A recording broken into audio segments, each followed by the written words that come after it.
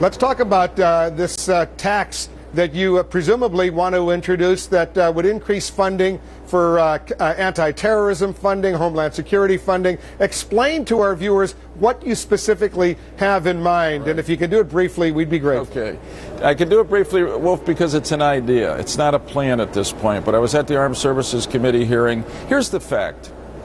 Since 9/11, when we were attacked and the war on Islamist terrorism began, we've taken on enormous new responsibilities for homeland security, for the international war against terrorism. It costs money.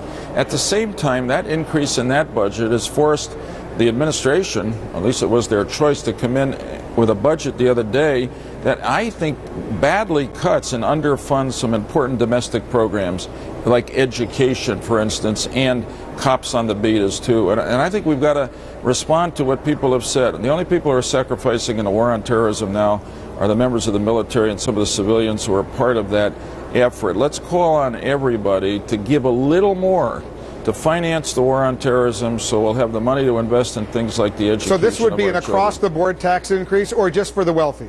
Well, it's mostly for the wealthy. It would be progressive. I'm fleshing out an idea. I've actually had a few colleagues who've said to me in the last 24 hours, you know, that's a good idea. Maybe it would be a surtax on the income tax that would be time limited, would be in effect for a period of years, and then we'd see how we're doing after it. I think we've all got to step up and give something to this national effort to protect our freedom and our security against the terrorists who want to take it away from us. Senator Lieberman, as usual, thanks for coming in.